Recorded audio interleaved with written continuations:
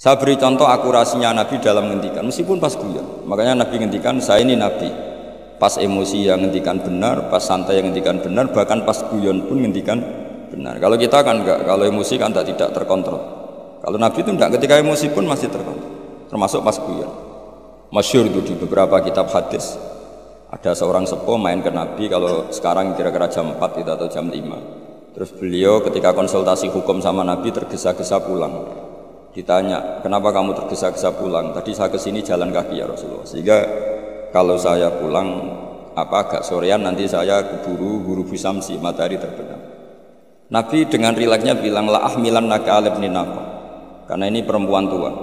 Dan nanti tak pinjemin anak unta saya.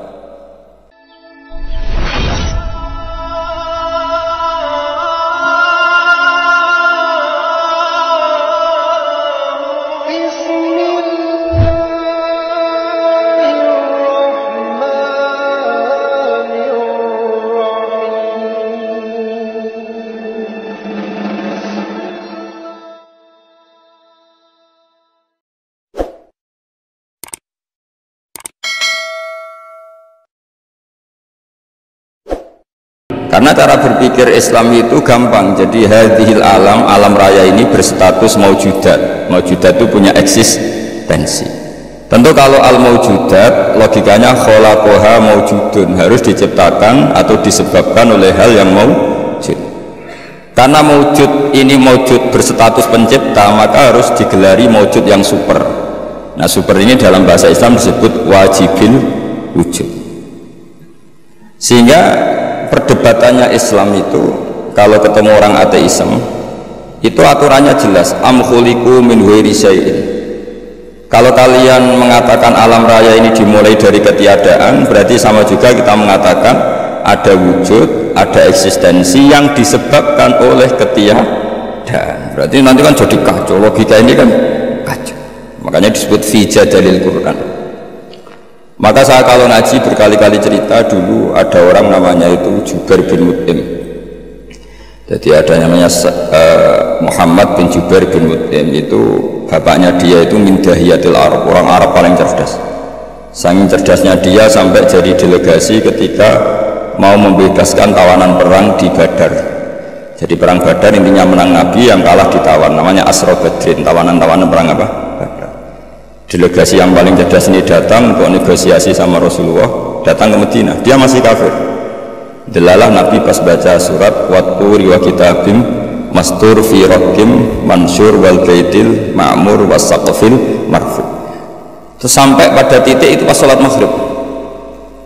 Dia sholat maghrib itu Allah berargumen gini, nggak apa-apa saya ada Tuhan, kata Allah, nggak apa-apa saya ada Tuhan, tapi buktikan kalau kalian itu Tuhan. Caranya gimana? Anda harus yakin kalau Andalah pencipta langit dan bumi. Am khalaqus samawati wal ardh. Kalau Anda bala yukinun, mereka pun dikatakan pencipta langit bumi itu nggak mau, karena memang nyatanya mereka tidak pencipta langit dan bumi. Kalau ada Tuhan selain saya, kata Allah, aruni madza khalaqu minal ardi am lahum syirkun fis samawat. Kalau ada Tuhan selain saya, tunjukkan reputasinya apa ketika aku bikin langit. Mesti melok bangun apa melok menek-menek nopo gitu. Amlahum syirkun fis samawat, kalau tidak bisa bikin langit semua setidaknya ikut kontribusi. Syirkun itu memberi andil, urun semen sito atau dua, pokoknya ikut turun. Ya kalau kalian tidak merasa sebagai pencipta, ya harus berpikir bahwa alam raya ini diciptakan tanpa sebab, tanpa pencipta. Am khuliqu min ghairi syai'in, tanpa sebab. Akhirnya si Jubair ini, si Muhammad bin Jubair bin Mut'im tadi, tapi bapaknya itu Jubair bin Mut'im, datang ke Rasulullah, ya Rasulullah, ya Muhammad, ma tarakta li aqli nasi'an. Akalku habis untuk menghadapi argumentasi itu. Makanya saya Islam saja. Sehingga di Islam itu ada tradisi jadalul Quran, apa perdebatan Quran. Dan itu kalau debat, corong Jawa itu sekak mati, ya, corong Jawa dalam sekak. Karena memang argumentasinya, konstruksinya jelas.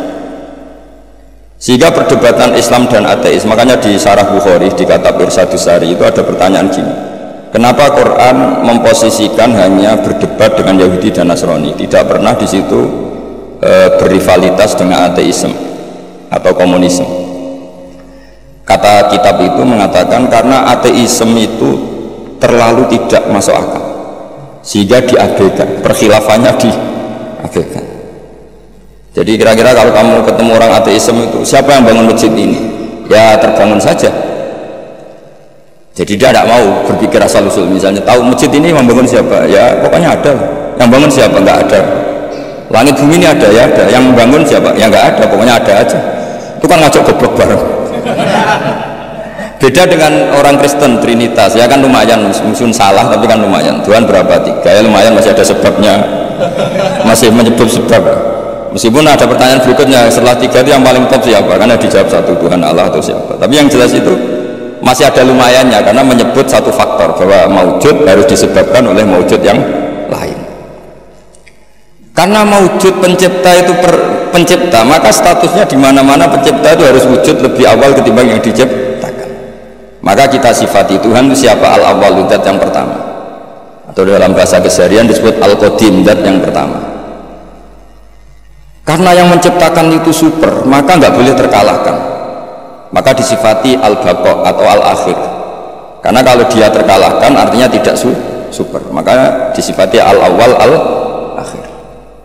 Karena wujudnya ketika nggak ada apa-apa, maka Tuhan harus disifati qiyamuhu binafsi. Kalau dalam bahasa Quran disebut al-qayyum, yang berdiri sendiri, yang eksistensinya tidak butuh makhluk lain atau perangkat lain. Karena kalau butuh perangkat lain berarti pertanyaannya, Allah dan yang dibutuhkan dulu mana? Dulu Allah.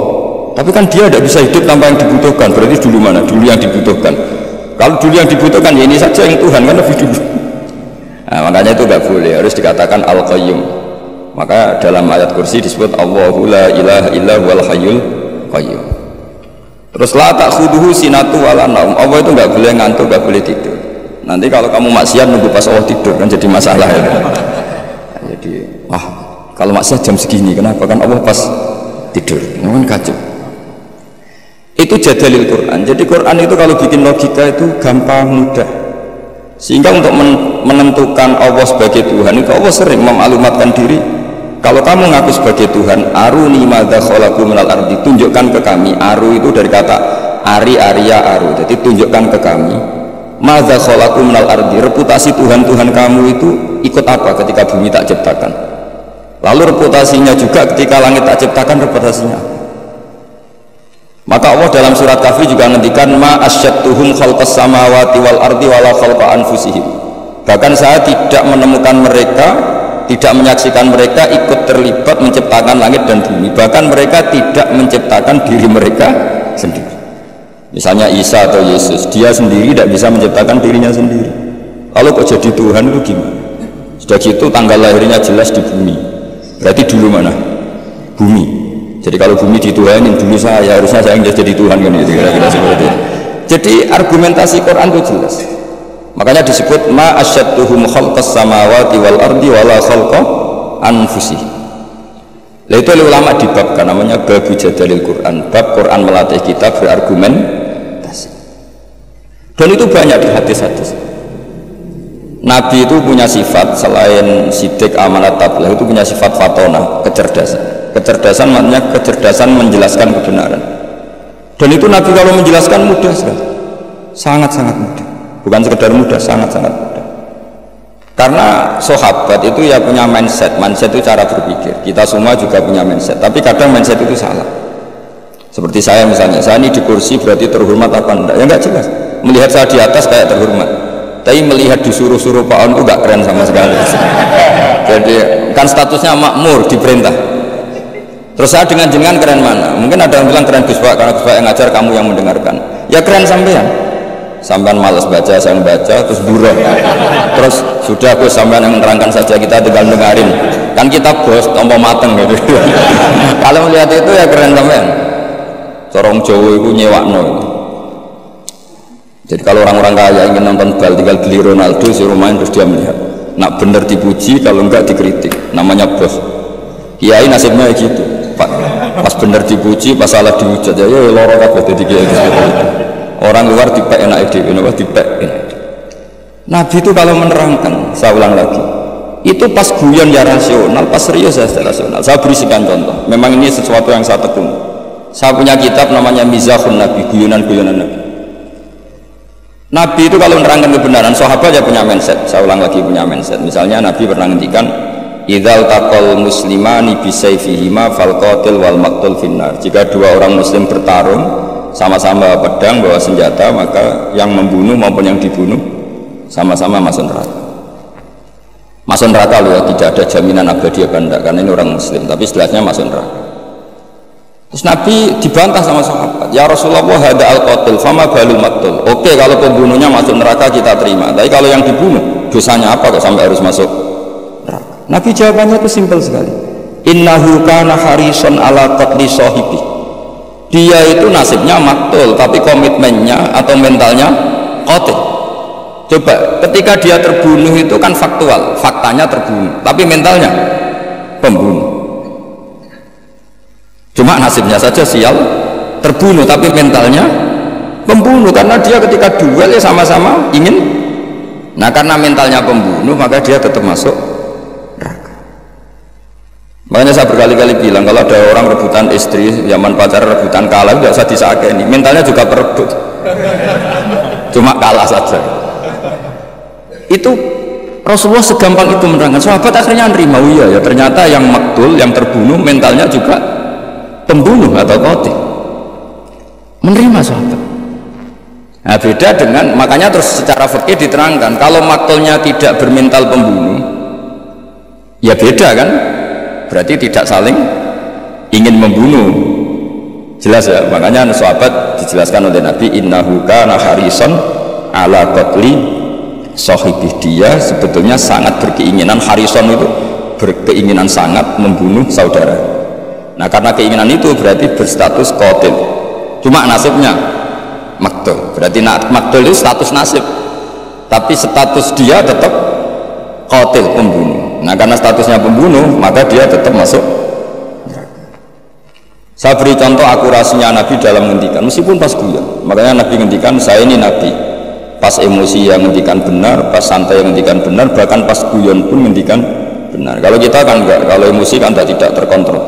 Kalau Nabi itu enggak, ketika emosi pun masih terkontrol, termasuk pas guyon. Masyhur itu di beberapa kitab hadis, ada seorang sepuh main ke Nabi, kalau sekarang kira-kira jam 4 gitu, atau jam 5. Terus beliau ketika konsultasi hukum sama Nabi tergesa-gesa pulang. Ditanya, kenapa kamu tergesa-gesa pulang? Tadi saya kesini jalan kaki ya Rasulullah, sehingga kalau saya pulang agak sorean nanti saya keburu huru bisamsi, matahari terbenam. Nabi dengan rileksnya bilang, la ahmilan naka alibni nafa, karena ini perempuan tua, dan nanti tak pinjemin anak unta saya. Terus si orang tua tadi protes, apa yang bisa saya perbuat dengan anaknya unta? Nabi ya senyum aja, terus ngaji lagi. Nabi ngaji lagi sampai dekati huru bisamsi, terus nyuruh sahabat, ini untaku pinjamkan dia. Dipinjemin unta tua, ya unta betul, unta tua yang layak ditanya. Ya Rasulullah katanya anaknya unta, ini kok untanya tua? Ya meskipun tua anaknya unta ini kan. Jadi Nabi kuyanya kan. Jadi ya unta meskipun tua namanya apa? Ya anaknya unta kan. Andai kan Nabi kayak kamu mungkin diterusin, orang masih tua ya anak unta, orang anakmu gitu. Tapi Nabi tentu tidak akan menghentikan buruk itu. Jadi Nabi guyon aja masih. Itu kan mengundang orang tawa, tapi ya enggak bohong. Coba unta itu anaknya siapa? Meskipun tua. Tapi pikiran kita kan kalau anaknya unta itu kecil, yang nyuruh gitu itu siapa? Makanya dalam dunia kiai itu suka kelakar. Memang itu bagian dari kiai. Mungkin kalau orang yang nggak ngerti dunia kiai, saya ini anaknya kiai, cucunya kiai, buyut-buyut saja. Jadi kelakar itu kayak kewajiban. Dulu kalau kiai di kota sebagian itu iskal. Banyak kiai kota yang tanya saya, kenapa Gus kiai alim itu kok seneng punya? Saya tanya, kamu tanya apa gugat? Kalau tanya tak jawab, kalau gugat enggak. Tanya Gus. Begini cara berpikir kiai ini, maaf ya, ini mungkin beda. Kalau adat kiai itu gini, masyarakat itu kan menyimpan segudang pertanyaan agama, dan itu malu kalau kita terlalu wibawa, segan. Kiai itu kan sudah alim, orang alim itu bawaannya wibawa, kalau nggak kelakar itu orang nggak berani tanya. Sehingga memang kiai harus punya sisi rileks, supaya yang tergumpal pertanyaan berani mengutang, meskipun harus punya sisi aura karisma untuk menjaga wibawa agama. Dan kiai itu bisa semua, ya kadang karismatik, kadang guyon. Ya seperti kita ngadepi anak istri kan gitu, kadang kita wibawa di jam belajar. Tapi kalau sampai wajah belajar terus wibawa, istri tidak berani, bisa nggak ada masakan gitu. Ada saat kita harus kelakar. Makanya Rasulullah itu saking seringnya kelakar itu sampai orang tanya itu urusan pribadi sekali. Ya Rasulullah, tadi saya hubungan suami istri, hubungan intim, lalu tidak keluar mani, tidak inzal, saya harus gimana? Harus wajib mandi enggak? Itu ditanyakan. Karena Nabi kalau sekali rileks, sekali kelakar itu, sekali guyon, itu sahabat hal-hal pribadi saja ditanyakan. Andai kan Nabi terlalu wibawa, maka hal-hal harian yang terkait suami istri tidak terkuat. Sampai ada seorang perempuan ngaji itu tanya, ya Rasulullah, kalau perempuan bermimpi keluar mani gimana? Itu perempuan pinggirnya itu menghujat, kamu itu bikin kita malu di depan Rasulullah. Masa gitu ditanyakan? Nabi rileks jawab, innallaha la yastahyi minal haqq. Allah itu tidak malu membicarakan sesuatu yang hak. Jadi itu kenapa kiai-kiai itu jaga energi guyon, karena kalau sampean memang bisanya guyon, mau tidak mau harus guyon. Itu karena tadi untuk menjaga energi. Makanya ada cerita di hadis, yadhakur rabbu ila salasati nafarin. Allah itu tertawa melihat 3 kelompok. Ada orang Bedui tanya dari belakang, ini hadis di Sunan Ibnu Majah, termasuk kitab 6 yang mu'tamadah, Al-Kutubus Sittah Al-Mu'tamadah, diantaranya adalah kitabnya siapa? Ibnu Majah, yaitu Bukhari, Muslim, siapa lagi? Abu Dawud, Tirmidzi, Nasai, Ibnu Majah. Itu sudah sesuai kelas mainnya. Al-Muqaddam tentu Bukhari, setelah itu apa? Muslim, Abu Dawud, Tirmidzi, Nasai, Ibnu Majah. Terus ada yang menambahkan musnadnya Ahmad bin Hanbal. Itu di situ orang Bedui langsung bilang gini, awayat hakur rabbu ya Rasulullah, masa Tuhan itu tertawa? Iya, kadang ya tertawa, ya tentu dengan makna yang layak bagi Allah Subhanahu wa taala. Enggak bisa bayangkan tawanya kayak kamu. Terus kata si Arabi tadi, idzan lanna dimamin rabbin yadhaku khairan. Kalau gitu kita tidak akan kehilangan kebaikan dari Tuhan yang mau senyum. Makanya kalau Tuhan mau senyum pasti baik. Makanya si Arabi tadi terus bilang gini, ya Rasulullah, saya tuh gak suka kalau nanti dihisab bapak saya. Kenapa? Bapak saya kadang masih ngomel-ngomel. Inginnya dihisab Allah langsung. Kenapa? Karena Allah lebih arhamur rahim. Jadi dulu itu Nabi itu mensuasanakan ngaji itu rileks. Sehingga kadang Nabi itu ya didebat dengan sesuatu yang Nabi sendiri kaget. Misalnya Nabi pas khutbah itu masyhur, khutbah nerangkan kiamat, ya pas khutbah Jumat nerangkan kiamat. Ada orang Bedui yang gini, ya Rasulullah jenengan ngomong kiamat terus tapi gak jelas tanggalnya. Itu lalu mata sa'ah kiamat itu kapan? Kamu bicarakan terus tapi gak jelas tanggalnya. Mata sa'ah kiamat itu kapan? Bagi Arabi tadi ini orang aneh, ngomong kiamat kok gak jelas tanggalnya. Paling gak 2012 ini. Saya dulu itu sampai ditanya sama Gus-Gus itu ya, sampai kiai-kiai, Gus nunggu kiamat teng pundi pas kiamat 2012. Tak jawab, ya nunggu di sini ngopi sama saya. Ya karena saking nggak yakinnya masa kiamat ada tanggalnya. Mata sa'ah. Terus Nabi itu terus saja khutbah. Sahabat yang di belakang itu beranalisis. Oh Nabi tidak dengar, lam yasma. Ada yang analisis, enggak dengar tapi enggak berkenan karena pas khutbah kok ditanya. Berarti 2 analisis. Lam yasma, Nabi enggak ngerespon karena enggak dengar. Yang kedua menganalisis kariha maqal, Nabi memang enggak berkenan ketika khutbah kok dicela pertanyaan. Tapi akhirnya diulang lagi, Arabi itu pede sampai diulang 3 kali. Akhirnya Nabi jawab. Wah ini kalau enggak dijawab ngomong terus gitu orang. Ngomong Bedui itu. Akhirnya Nabi tanya, kamu siapa yang tanya kiamat kapan? Saya Rasulullah, kiamat kapan? Kau bicarakan terus saya nggak jelas tanggalnya. Nabi balik tanya, ma'aqtattalah. Lalu persiapan kamu apa kalau terjadi kiamat? Gantian Nabi tanya. Jawabnya Arabi tadi, fa wa ma'aqtattalah kabira sholatin wala siyamin walakinni uhibbuka. Ya kalau saya ya nggak ada persiapan Nabi, sholat saya standar, puasa saya standar nggak lebih. Tapi saya mencintai kamu ya Rasulullah. Masyhur itu jadi hadis populer, almar'u ma'aman ahabba, sebagai riwayat anta ma'aman ahbab. Makanya riwayat itu kenapa masyhur begitu populer, karena dikatakan Nabi ketika ngendikan di depan umum itu sahabat yang membenci Arabi ini, Bedui ini jadi mencintai semua. Kemarin mangkal karena nggak sopan, tapi barokahnya Arabi tadi Nabi ngendikan almar'u ma'aman ahabba, sebagai riwayat yuhsyarul mar'u ma'aman ahabba. Ada redaksi lain anta ma'aman ahbab, bahwa kamu nanti di akhirat berserta orang yang kamu cintai. Wahnya sahabat senang, kita tidak akan punya amal kayak Rasulullah, kita tidak akan sesoleh Rasulullah, tapi kita mencintai Rasulullah, dan barokahnya mencintai itu kita berharap nanti bersama Rasul. Kan nggak mungkin rombongan Rasulullah malaikat-malaikat berani macam-macam, kan kalah kelas. Misalnya kamu masuk ruangan mana-mana bersama rektor, masa diaudit ada keperluan apa, kan nggak berani banyak. Rasulullah itu afdhalul khalqi, jika kalau kemana-mana dipimpin Rasulullah pasti malaikat gak ngecek. Masa rombongan Rasulullah ditanya, Nabi ini berapa masuk surga enggak, yang bener aja kan enggak. Kan enggak berani, kan sungkan ketuanya apa? Sungkan ketuanya. Padahal nanti itu yaumana kullu unasim bi imamihim, semua orang dipanggil itu berdasar ketuanya. Yang repot punya ketua enggak jelas. Ketuanya aja enggak jelas surganya, apalagi anak. Tapi kalau kita ikut ketuanya Nabi kan. Makanya dalam kitab-kitab wali ini ada kitabnya. Sampai boleh percaya boleh tidak, yang jelas ada kitab. Ali radhiyallahu anhu itu pernah minta sama Allah, ya Allah beri saya hak mukasyafah, hak bisa melihat alam gaib, karena saya ini mangkel. Mangkel itu artinya, mangkel Jawa itu kan tidak harus benci ya.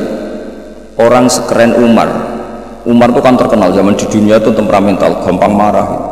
Setiap orang pernah dibentak, kenangannya orang sama Umar pernah dibentak. Terus dia mangkel sama Sayyidina Ali, mangkel Jawa, jajal wani nyetak malaikat Torah. Makanya itu aja itu. Hanya dia minta, ya Allah saya ingin kasyaf itu ngalami satu mukasyafah, melihat Umar ketika ngadepi Mungkar Nakir. Mungkar Nakir datang dengan penampilan kayak gitu, digambarkan Ali itu ainahu kal kidril zalim, matanya itu kayak apa itu, kidron itu apa itu, mana itu yang dipakai masak itu, kendil itu apa periuk ya, periuk yang menganga. Wah senang Sayyidina Ali. Wah malaikat datang dengan penampilan gitu senang, karena ingin melihat groginya Umar. Itu cita-cita terbesarnya itu lihat groginya Umar. Kayak kita mantel sama menteri itu terus kepingin lihat ditangkap KPK kayak apa gitu. Kalau pas mantel ya, mantel. Kalau pas mantel mesti nunggu jatuhnya kan. Mungkin ya gitu lah. Kalau kamu mantel saya kan nunggu jatuhnya, tapi itu golem itu orang nggak nunggu jatuhnya. Akhirnya Sayyidina Umar tuh sali seneng, wah ini mesti Umar takut. Ternyata enggak, Umar berdiri, dua malaikat tuh dibentak. Ayo malaikat, kamu tahu ngadepin siapa? Enak saja. Lamanya kamu siapa? Saya temannya kekasih bosmu, kekasih Sayyidukum. Saya ini temannya kekasih bosmu, maksudnya Allah. Maksudnya temannya Nabi Muhammad. Muhammad kan kekasihnya Allah. Bu yang sopan ngadepi temannya kekasihnya Allah. Saya malaikat ini komunikasi sama Allah disuruh, ya memangnya kamu harus sopan, jangan seperti itu. Artinya Sayyidina Ali terus bilang, ternyata Umar itu galak sampai mati. Galak sampai mati.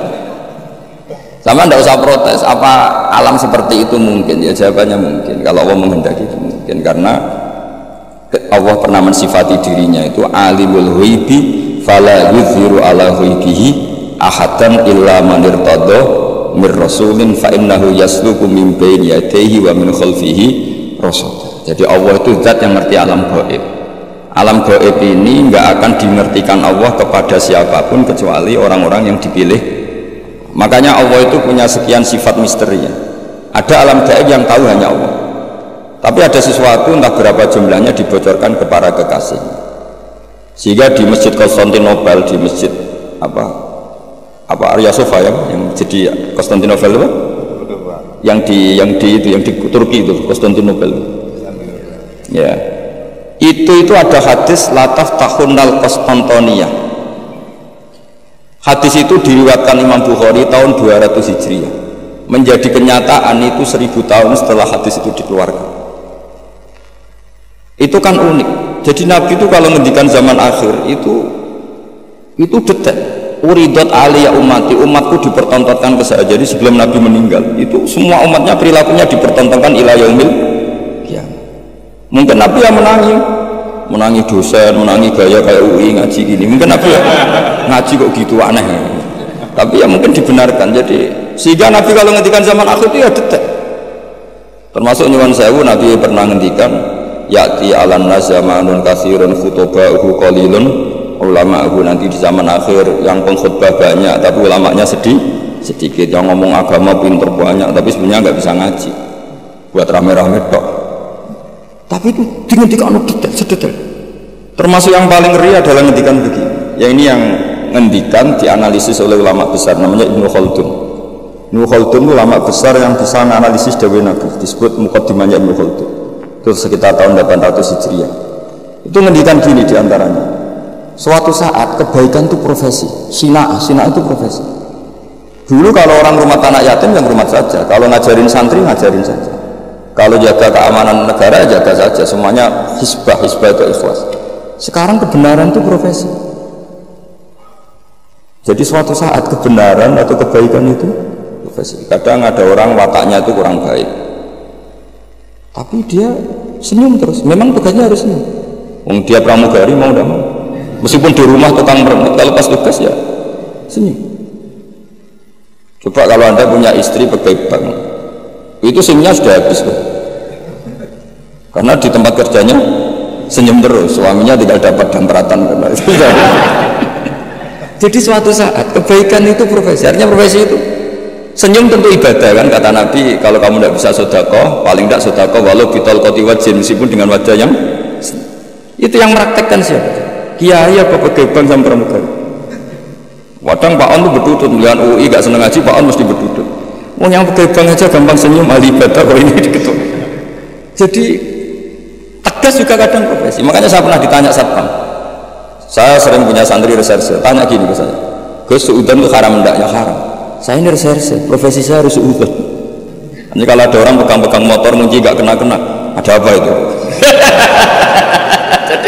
jadi zaman akhir itu suudan saja profesi. Coba kalau Anda jadi reserse atau satpam, terus ada orang munci motornya kesulitan, kalau kamu gak satpam, mesti pikiran pertama itu mungkin kuncinya gak pas ya, apa agak error ya.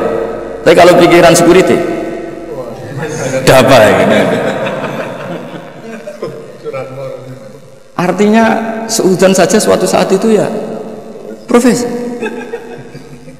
Guru ya profesi.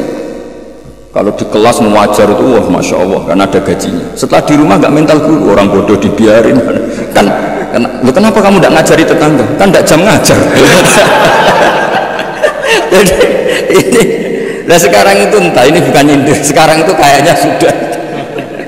Jadi sekian kebaikan itu profesi. Maka ada guyonan. Ini kisah nyata Pak. Ada imam masjid besar datang ke Surabaya, ketemu kiai Indonesia. Ini kisah nyata, bukan anekdot. Singkat cerita si imam masjid ini bangga, negara saya itu muadzin saja naik BMW. Memang betul, saya pernah ke negara itu, muadzin saja naik BMW.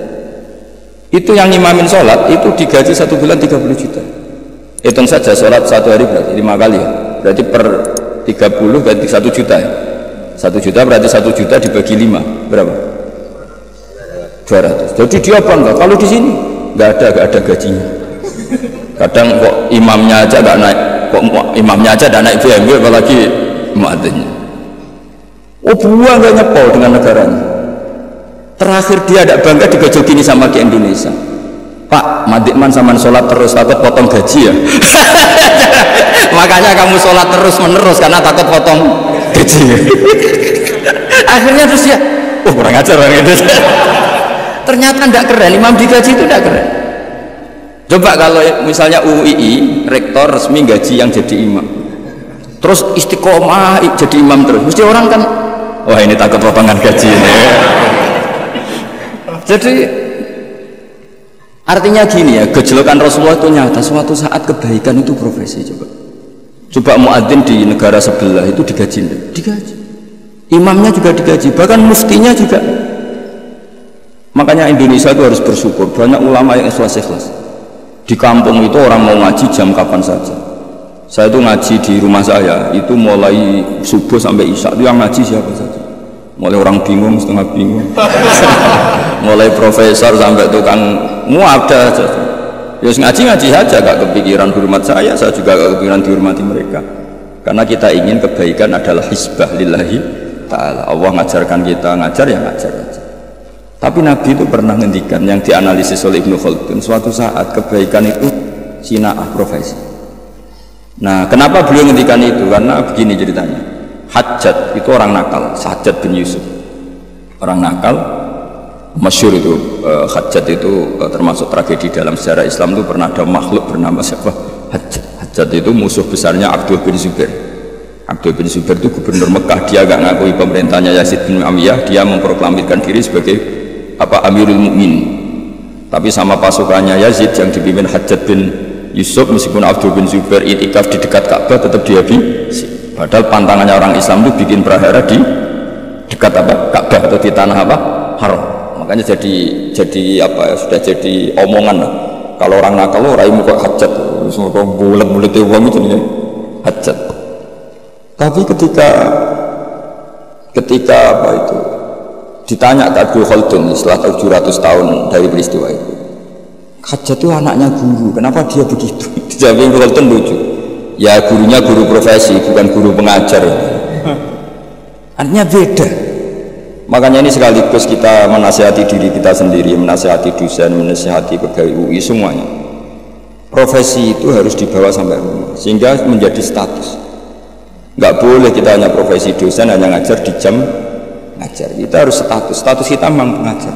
Ketemu desa tertinggal ya kita ngajar, di kampus ya ngajar, di kampus ya kita bermental guru, di rumah ya bermental guru, di kampus ya bermental kiai, di rumah juga bermental kiai. Kita di yayasan yatim piatu ya sayang yatim piatu, di rumah tanpa ada yang gaji juga sayang. Lama-lama kalau profesi kan gini, di yayasan itu dia sayang sama yatim piatu karena digaji di situ. Ketemu yatim di rumah dibiarin. Kenapa? Kan tidak tugas saya. Nanti lama-lama tim SAR gitu. Kalau ditugaskan di mana serius, kalau nggak ditugas ada orang kelab Barno kan tidak bagian saya. Wilayah saya kan Jakarta, ini tenggelamnya kan di Jogja. Jadi kacau semua kalau berdasar apa teritorial apa profesi.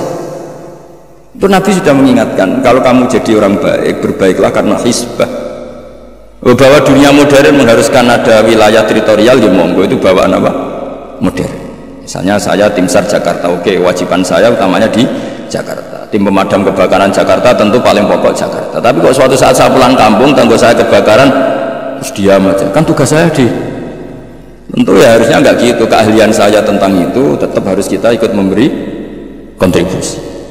Jadi ini contoh-contoh betapa Rasulullah itu luar biasa, sampai fenomena yang ada pada umatnya sampai akhir zaman itu dihentikan.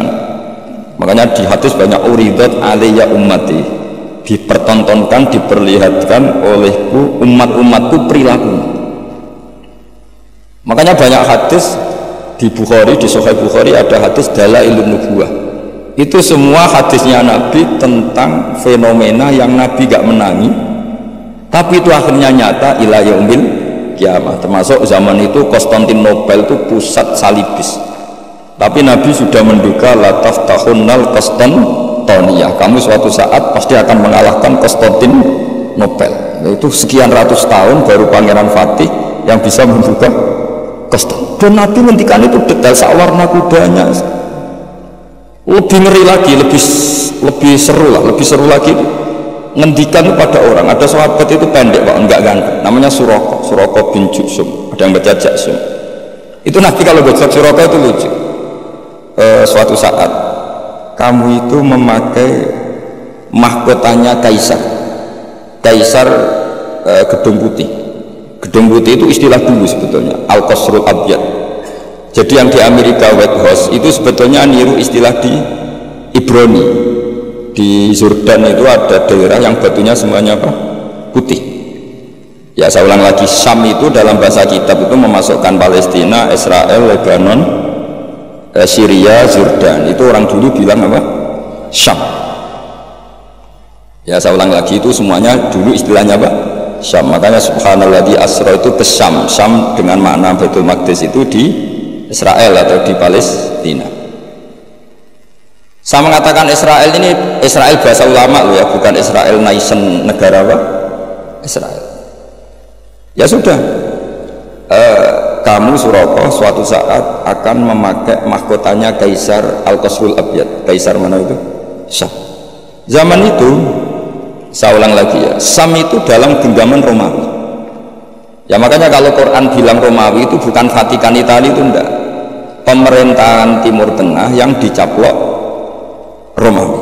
Makanya ada Ghulibatir Rum fi adnal ardi wa hum min ba'di walabihim Zalibun. Itu bukan Romawi Italia, apa kekuasaan Romawi, karena Syam zaman itu dicengkeram apa? Romawi. Sehingga enggak ada Islam di situ. Sudah. Itu kayak Mokhal. Zaman itu Kaisar Romawi yang bercokol di mana? Syam. Itu kekuasaannya itu meliputi Syria, tadi ya, Palestina, Israel, Jordan, pokoknya semua negara. Suraka itu ya percaya, tapi yes, Nabi yang ngendikan.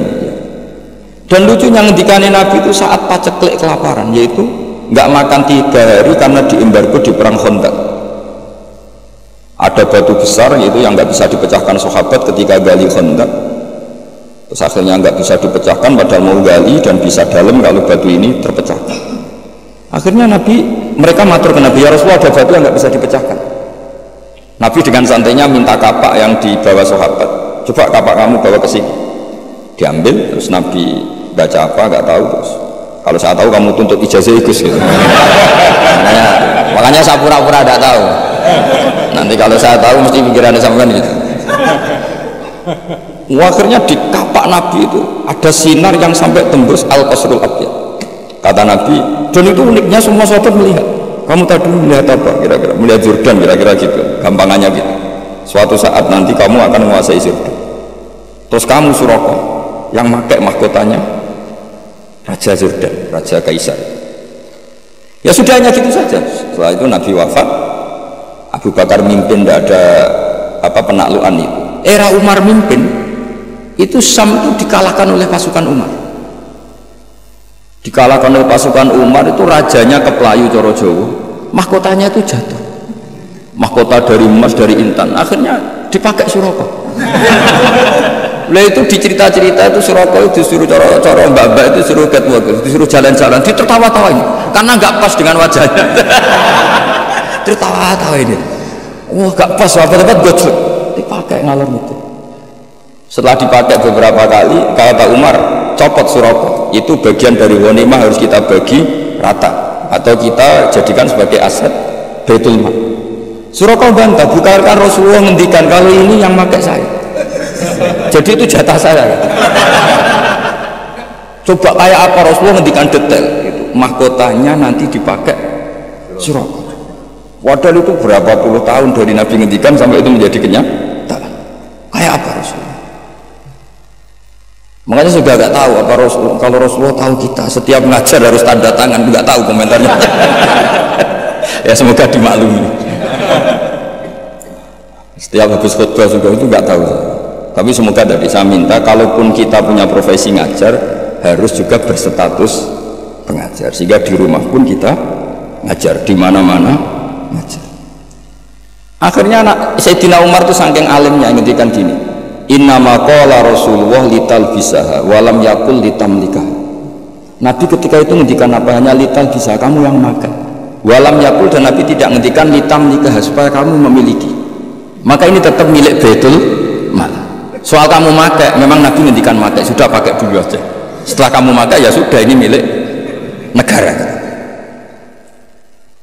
Jadi Nabi yang ngendikannya zaman itu ya kamu makai, bukan kamu memiliki. Makanya Umar ingat betul ngendikannya Nabi di depan umum, innama qala Rasulullah litalbisa walam yakul litamlikah. Nabi hanya ngendikan kamu makai, bukan memiliki. Kayak apa Rasulullah?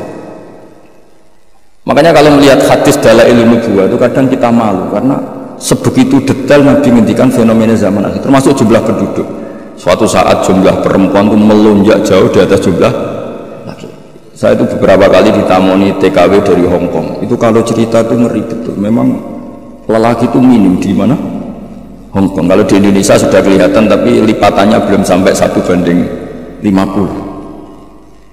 Itu yang ngendikan detail. Nabi itu ngendikan semuanya itu apa? Detail. Termasuk fenomena Islam di Timur Jauh, Timur Tengah. Kalau dalam bahasa Arab itu nggak ada Middle East, yang ada itu Asyirkul Awsat, Asyirkul Aqsa, Asyirkul Adna. Makanya kalau dalam bahasa Arab itu Ghulibatir Rum fi Adnal. Ya saya teruskan ya dalam Jadalil Quran. Jadi di antara mukjizatnya Nabi adalah kemampuan berargumentasi. Kemampuan argumentasi ini penting supaya orang itu berlogika secara sehat. Misalnya gini, saya beri contoh tentang Jadalil Quran ya tadi. Kalau kamu merasa Tuhan, kata Allah, gak apa-apa, tapi untuk menjadi Tuhan itu ada syaratnya. Misalnya nuhani langit bumi, ya harus menciptakan langit bumi. Masa nuhani langit bumi kamu sendiri wujudnya dulu buminya. Berarti bumi ketika ada nggak punya Tuhan, wong Tuhannya datang terlambat. Jadi logika Quran itu kan. Makanya tadi pagi saya ngaji cerita ketika Fir'aun tanya Musa, wa ma rabbul alamin, Tuhan alam semesta itu siapa Musa? Musa jawab rabbus samawati wal ardi, yang menuhani langit dan itu. Fir'aun masih bisa ngelesnya kata Fir'aun, ma alimtu lakum min ilahin ghairi, setahu saya kemana-mana yang dituhankan saya. Soal kemungkinan Tuhan Anda di langit, terus Fir'aun manggil Haman, ya Haman ibn li sarhal ali abluhul asbab as-samawati fa'attali'a ila ilahi Musa. Haman, bikinkan saya piramida yang tinggi, saya mau melihat Tuhannya. Akhirnya Musa bingung, ya Musa wong Arab repot. Akhirnya Musa ganti argumentasi, yang nuhani nenek moyang kamu, rabbukum wa rabbu abaikumul awal. Itu seketika para penggawa Fir'aun banyak yang iman, karena mereka baru sadar, loh iya kalau Fir'aun Tuhan berarti mbah-mbahnya tanpa Tuhan, kan yang jadi Tuhan cucunya, berarti mbahnya tanpa Tuhan. Ini kan jadi logika yang aneh. Oh iya, sarap tenan Fir'aun. Akhirnya banyak yang iman. Nah, banyak yang iman ini berdasar logika yang dibangun Nabi Musa, yaitu kemampuan jadal, kemampuan berargumentasi. Akhirnya di beberapa cerita semua kebijakan Fir'aun itu dibocorkan ke Musa, karena sebagian penggawanya sudah mukmin, termasuk ketika Fir'aun memutuskan Musa harus dibunuh. Orang-orang yang ikut rapat, yang ikut setuju Musa dibunuh, itu orang-orang itu juga yang bocorkan. Makanya disebut wa qala rajulun mu'minun min ali fir'auna yaktumu imana. Jadi ada orang-orang yang sudah iman tapi yaktumu apa? Imana, menyembunyikan iman. Nah, kenapa banyak orang mukmin? Karena tadi kekuatan logika. Nah, sekarang jadalil Quran itu problemnya nggak dipelajari di kampus-kampus, di pondok-pondok jarang dipelajari, karena mereka lebih suka berdebat untuk kepentingannya sendiri. Padahal berdebat itu menjadi orang sehat, tapi bukan ingin menang-menangan, ya memang ingin cari apa? Kebenaran. Saya punya sekian contoh debat yang dilakukan para nabi. Saya punya kitab namanya Khilyatul Auliya, itu kitab indukan para wali. Jadi kalau kamu ingin jadi wali harus baca kitab itu. Itu 11 jilid, satu jilidnya segini. Jadi itu untuk menjadi wali itu harus khatam itu berapa? 11 jilid, satu jilidnya. Belum jadi wali udah mati lagi-lagi. Itu judulnya sudah Khilyatul Auliya wa Tabaqatul Asfiya. Jadi ini kiarangan tentang wali dan kelasmen orang-orang pilihan. Jadi orang pilihan ya ada kelasmennya. Ya sama di struktur wali ya ada ketua, ada sekretaris. Jadi tidak hanya di kampus ada rektor, ada wakil. Di struktur wali juga ada ketua, ada sekretaris, ada bendahara, macam-macam lah, ada struktur. Di antaranya itu diriwayatkan oleh gurunya Imam Syafi'i, namanya Sufyan bin Uyainah. Itu di antara gurunya Imam Syafi'i kan Imam Malik, Sufyan bin Uyainah, Sufyan As-Sauri, Muslim bin Khalid Az-Zanji, itu beberapa gurunya Imam Syafi'i. Itu ada perdebatan antara dua nabi besar. Nabi Yahya itu kalau hidup itu suka kumpul orang-orang soleh, karena hidup sama orang soleh itu nyaman. Kalau Nabi Isa enggak, beliau itu senang hidup di daerah orang-orang nakal. Dua nabi ini sezaman kemudian saling tanya, kenapa kamu suka hidup sama orang-orang soleh? Jawabannya Nabi Yahya, ya karena bersama orang soleh itu nyaman. Terus kata Nabi Yahya, kenapa kamu suka hidup sama orang-orang nakal di komunitas orang-orang nakal? Jawabannya Nabi Isa itu, ana tabibun udawil mardu. Di mana-mana Nabi itu bengkel atau dokter. Di mana-mana dokter itu ya kumpul orang apa? Sakit. Sehingga semenjak itu orang itu ada ulama yang nekuni di kampus-kampus, ada ulama yang dakwah di daerah-daerah nakal karena udawil mardu. Jadi mulai dulu dia ada perdebatan. Nabi Isa itu orangnya itu kalau ngaji itu ceria sekali. Orangnya tuh gampangan corojo. Digojok sama Nabi Yahya. Kamu kok sering senyum, sering tertawa. Ka'annaka ta'manu min makrillah. Seakan-akan kamu tuh tidak kena adab saja. Kamu itu manusia, tetap potensi kena. Sing Nabi Yahya itu penampilannya itu kumuh, terus kusut, kelihatan susah, kelihatan gak nyaman di dunia. Saking takutnya sama Allah. Gantian digojok sampai Nabi Isa. Kamu tuh kok sering masam, sering apa ya, pokoknya jatuh berut ka'annaka taqnatu min rahmatillah, koyok rahmati Allah terbatas. Akhirnya terus jadi satu manhaj. Jadi satu manhaj, kalau kita terlalu senyum kayak arogan yang nggak takut azab. Tapi kalau terlalu susah seakan-akan nggak ada rahmatnya. Semenjak itu terus ada khauf, ada roja. Jadi sebelum ada metode khauf roja itu jadi perilaku per satu nabi. Nabi satu milih khauf terus, nabi satu milih roja terus. Karena hadil umatun barokah, karena umat ini umat yang berkah, sehingga umat ini dibagi metode dua-duanya. Ada ulama yang jadi wali karena khauf, ada ulama yang jadi wali karena roja. Ada yang seperti sampean, roja ya gelem, khauf ya gelem. Ini agak kacau, ini kayak gado-gado ini manhaj roja ya. Artinya apa? Muamalah sama Allah itu tidak bisa kamu duga. Allah itu zat yang pikiran kita itu tidak bisa menembus. Saya punya satu kitab yang ada riwayat begini, ada orang ahli neraka dua dipanggil sama Allah ke surga. Itu mesti di luar dugaan sampai. Dipanggil sama Allah di surga. Dipanggil enak di neraka. Wah, Gusti gak enak sama sekali. Ini betul, ini ada kitabnya. Wah, gak enak sama sekali. Terus sama Allah, ya sudah Kak, kamu kembali ke neraka. Sudah dipanggil ke surga. Orang tuh lari sekencang-kencangnya menuju neraka. Mesti di luar dugaan kamu. Kamu disuruh kembali ke neraka itu semangatnya Masya Allah, lari menuju neraka, nyempol lagi. Terus sama Allah dipanggil. Setelah deketin neraka dipanggil, lalu sini lagi.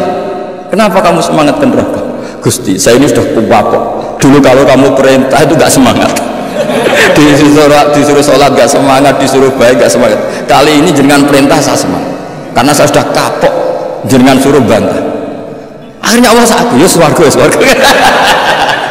Makanya ini sekaligus ijazah. Jadi nanti kalau kamu disuruh masuk neraka harus apa? Semangat. Karena kita ketika di dunia sudah kalau disuruh apa-apa gak semangat. Ya ini sekaligus ijazah, nanti kalau kamu neraka langsung apa? Di luar dugaan. Justru karena semangat saya ini kapok ya. Karena ketika di dunia engkau merintahkan apa itu saya tidak semangat melakukan, maka kali ini saya akan apa? Semangat.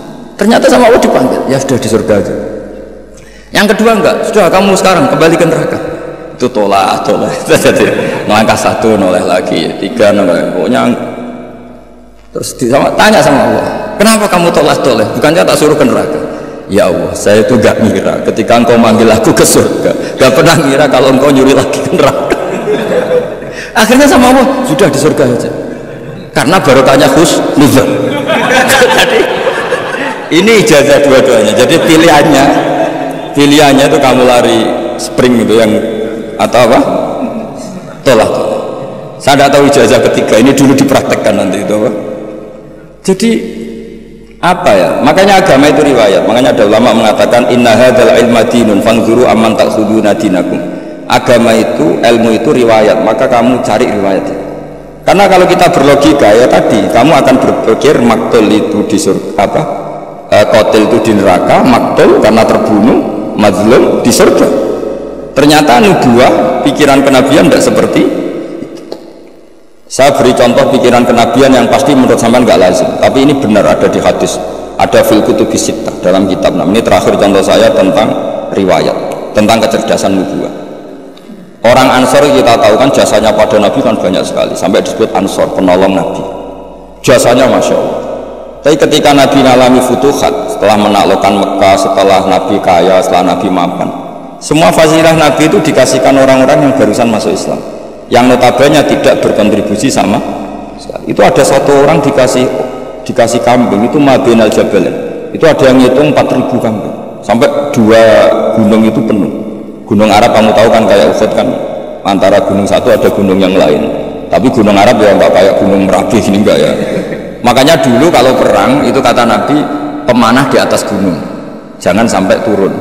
Karena manah dari atas gunung sampai ke bawah itu kena masih mati. Kalau gunung Merapi yang leyang panahnya itu. Karena gunung di Arab itu ya kayak gunung Uhud loh Pak. Kita naik kan paling nggak sampai segini aja nggak sampai. Jadi gunung di Arab jangan bayangkan kayak. Makanya kalau perang yang di atas manah itu musuhnya masih mati atau masih sakit. Kalau dari Merapi mana ke bawah separuh aja enggak.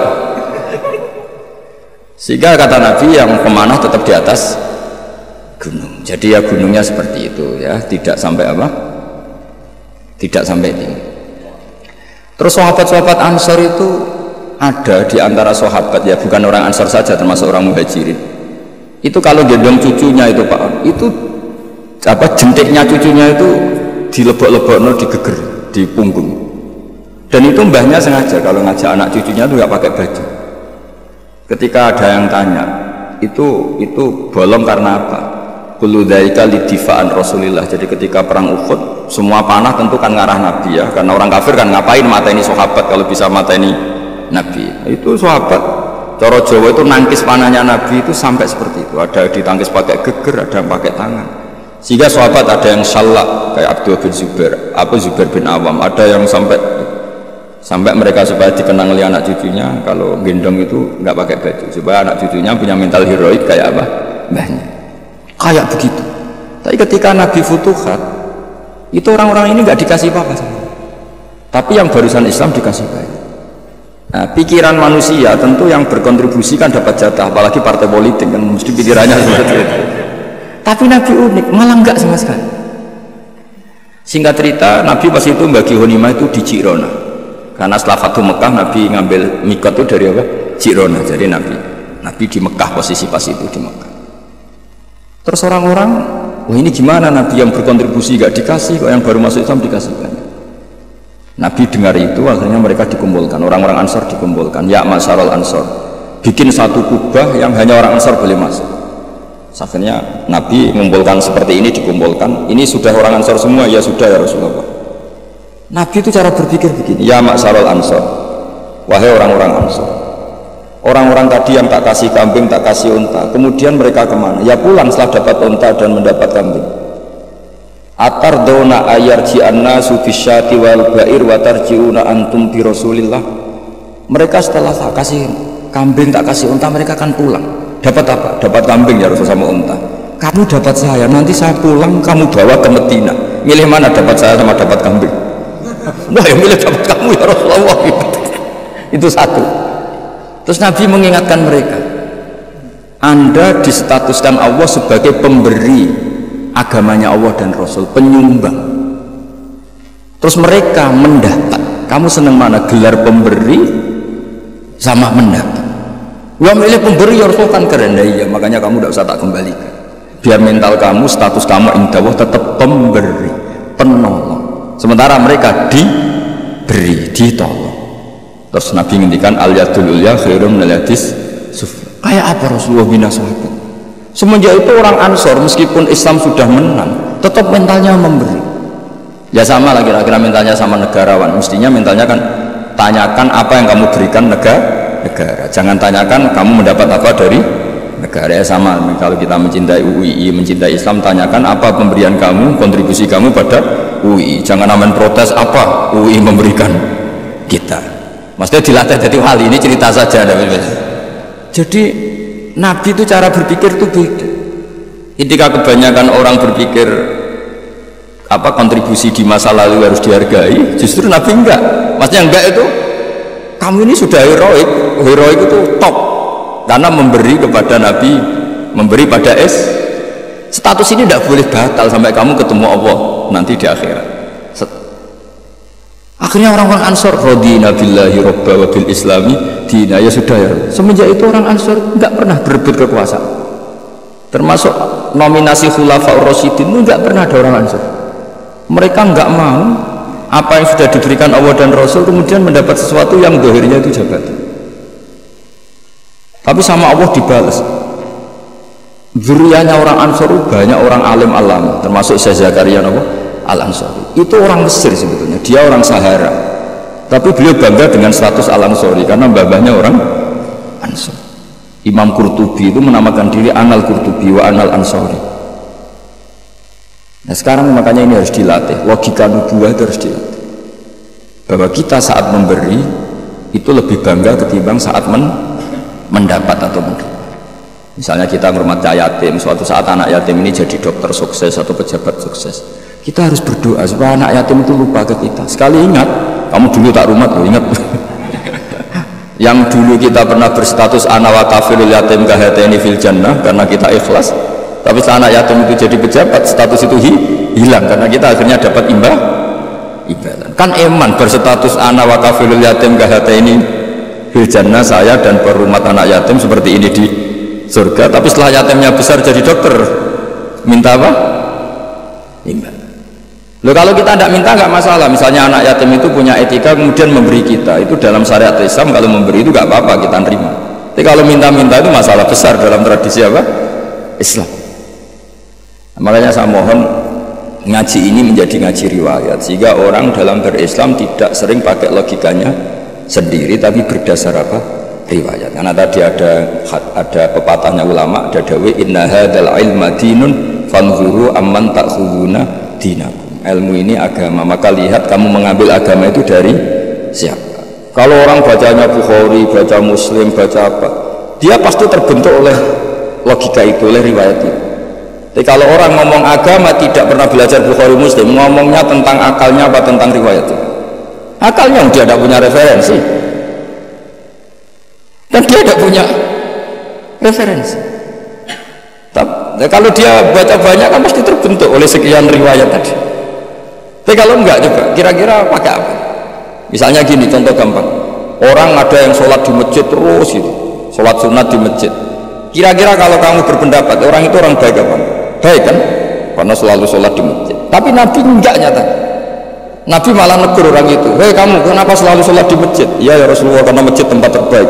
La taj'alu buyutakum maqabir. Jangan jadikan rumah kamu jangan jadi kuburan. Rumah kamu harus dapat jatah apa? Sholat. Jangan semua kebaikan kamu dihabisin di masjid. Nah itu riwayat, sehingga kita disunatkan selain sholat maktubah, qobliyah, ba'diyah, sebaiknya sebagian dilakukan di rumah supaya rumah kamu ada nur sholat, dapat cahaya sholat. Andai kan tidak ada riwayat, pasti kita sependapat dengan tadi, masjid tempat terbaik untuk sholat, maka sholat di rumah, apa di masjid, di rumah tinggal makan sama bentrok sama istri kan gitu. Tapi tidak, ternyata Nabi menegur, masyhur itu, la taj'alu buyutakum maqabir. Sebagian riwayat ij'alu, sebagian sholat kamu jadikan di rumah supaya rumah kamu dapat nurus sholat. Itu kalau gak riwayat gak bisa, karena kalau gak riwayat kan wah rumah itu ribet, istri kadang ngomel, anak rewel, gak pas kalau untuk ibadah. Mesti logika kita kan seperti itu. Tapi riwayat mengatakan tidak demikian. Makanya anak-anak saya itu senang, karena ya tadi kenangannya bapak paling habis datang sholat, habis ini baca Quran, sehingga rumah itu tidak semua sana. Coba kalau sampai misalnya sholat, wah biasanya habis dari masjid itu lapar, kalau nggak disediain marah. Kan lucu kan, habis masjid suaminya takutnya ini, istrinya takutnya. Biasanya kalau habis terawih kan capek, di rumah mesti tak pertanyaan pertama, makan. Kan jadi makhluk aneh. Religius di masjid, di rumah garang. Tapi kalau sebagian sholat itu di rumah, misalnya witir di masjid 3 kali, oke lah ikut publik witir 3 kali. Itu ulama dulu sudah ada caranya. Kan ada orang yang tanya, saya ini kalau witir ikut di masjid 3 kali, lalu katanya Nabi kan witir harus sholat paling akhir kan, ij'alu akhira sholatikum witron. Terus ulama mulai dulu sudah jawab, kamu sholat lagi 1 rakaat di rumah berarti menjadi 4. Setelah menjadi 4 berarti sudah sholat syaf'un. Terus kamu sholat lagi 2 sampai jumlahnya 11 atau 13. Kan ulama itu berdebat, witir terbaik itu 13 apa 11. Sebagian ulama mengatakan 11, yang 2 itu berstatus ba'diyah isya. Tapi yang jelas tetap sebagian sholat itu di rumah. Makanya Nabi Musa didhawuhi Allah gimana? Waj'alu buyutakum qiblatau wa aqimus sholah. Rumah kamu juga harus sebagai kiblat dan harus menjadi tempat sholat. Andai kan tidak riwayat, tentu kita membenarkan orang yang selalu sholat lama-lama di masjid. Tapi ternyata Nabi itu enggak. Kamu jangan gitu, rumah kamu harus dapat bagian sholat. Terus Nabi pernah ngendikan juga, ju'ilat lanal ardu kulluha masjidan, semua buminya Allah hakikatnya berstatus masjid. Rumah kamu kan ngenes, mbok goni kowe mangkel. Bumi itu paling bangga kalau dipakai sujud sama Allah. Kemudian sujud kamu dihabisin di masjid, di rumah pas ngomel sama istri terus. Itu bumi yang di rumah kamu mesti ngomel juga. Ini orang tidak benar, kenangan sama saya ngomel terus. Tapi kalau sekali-kali kamu sholat di situ kan, wah, alhamdulillah ini warasan orang ini kata dia. Terus kedua, semakin banyak tempat sholat, semakin banyak saksi. Tanah masjid bersaksi kamu sholat, tanah rumah bersaksi kamu sholat dan sebagainya. Itu tidak bisa kalau kita tidak baca banyak riwayat itu. Kalau dengan kita hanya pakai akal, pasti menjawab, ya bagus di masjid, kan sudah pas sholat ibadah di tempat ibadah. Ternyata cara berpikir nubuah seperti itu. Makanya ini harus hati-hati kalau di bab mafhum.